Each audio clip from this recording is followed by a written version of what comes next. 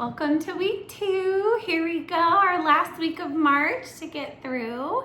Hope you all are having a great week, and I wish I could hug you and squeeze you all over. I miss you guys so very much. But all right, here we go.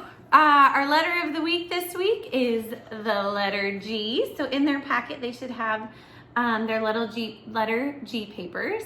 And I forgot to mention last week, the seedlings class, the little kid class, their paper is a lot more simple. So it kind of follows the same idea, but they don't do quite as much. This one is a Sprouts paper.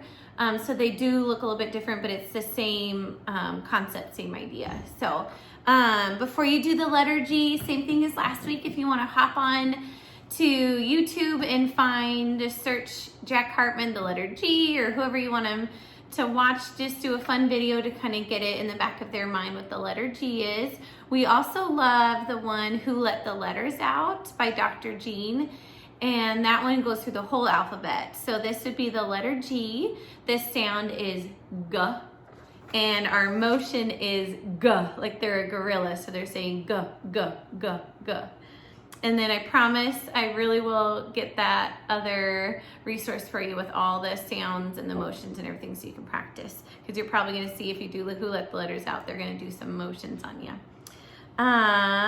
So the next thing is, last week we kind of set the stage for frogs. We did some really cute frog crafts. So this week we're going to focus on the life cycle of the frogs. So in their little packets, you have the life cycle of a frog paper. And you have a cute little, the life cycle of a frog book for them to do. Now the book can be something that you just do like 1 or 2 pages of coloring, and it has some words for them to practice tracing, just to kind of do that fine motor skill practice, handwriting practice. So it's okay if it takes you a couple days. In preschool, I would probably only do a couple pages each day, just not to get them too tired or too bored with it. And then at the end, especially with the little kid class, they should be able to read this to you. So they should know eggs, tadpole, and they're going to be able to read it because they can see the picture.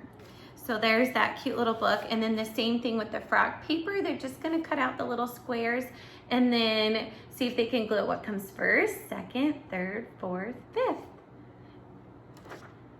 All right, but before you do these 2 papers, I am going to post a whole bunch of book readings by me of all the different things about frogs. We're gonna read some books about frogs, learn about frogs.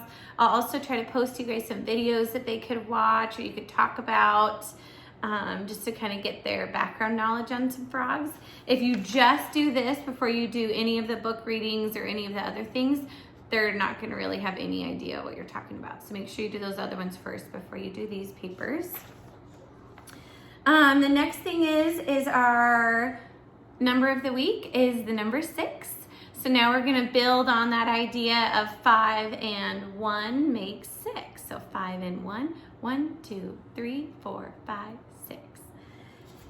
I put a little piece of blue paper in your guys' packet, and you could use more paper at home. Like you could do this every single day, it's just practice. But when you do a colored paper and a white crayon, it's just, they think it's super cool that white shows up because normally they can't ever use a white crayon because it never shows up. So it's just something fun that we can use to make the number 6. So our pattern, or our poem, for the number 6 is around the clock until it ticks. That's the way you make a 6. So if they're having a hard time with this, with the whole idea with the clock is that you could draw a circle like a clock and give them a little dot at the top so they know where to start, and they know they need to go down and circle around that clock. So sorry, it's kind of hard to show you guys, but kind of this idea, they're gonna go down and around the clock until it ticks. So the tick is when they touch here. So they want to be able to make the whole motion without picking up their pencil. So just have them practice over and over again on a piece of colored paper. If they mess up, just keep going, turn it over and keep going. It's just kind of a fun way to practice the number 6. You could also do it with taking like a plate or a tray. You could sprinkle some sugar, sprinkle some salt, some sand, flour, anything you have extra on hand, and then let them trace it in the plate or in the salt plate or flour tray, whatever you come up with, cookie sheet, sprinkle some stuff on there, and they can write it with their finger. It's just kind of a fun way to practice rather than just having to do writing on a line kind of idea. So practice the number 6. You can also use those little counter pieces I gave you to try to see if they can start counting quantities to 6. For the seedlings class, that's going to be a big challenge. Their numbers are usually just 1 to 5. So if they feel like they're ready and it's not stressing them out to count, and make sure they're touching one at a time and saying the number slowly. They're going to want to go fast and say 1, 2, 3, 4, 5, 6, 7, 8 and say 8, and that's not correct. So make sure they're saying 1, 2, 3, 4, 5. So touch and count very slowly so they can understand that the number they're saying correlates to the quantity that they're counting, if that makes sense. So there's a little bit for the number 6. And then our fun things for today is they're gonna make a cute little frog headband. We're gonna do the 5 green and speckled frogs. So this is the little bugs that the frogs are gonna try to eat. So this is their little headband. So on the headband, you glue the very large googly eyes onto it. And then they can glue on the little middle part of the eyeball. And then this is funny to let them glue this wherever they want to, and you can kind of get some cross-eyed or silly-eyed critters. And then then you can also glue on their antennas. To glue this on, you usually need to use like either hot glue or gooey glue. So kind of search through your craft tub there for that one.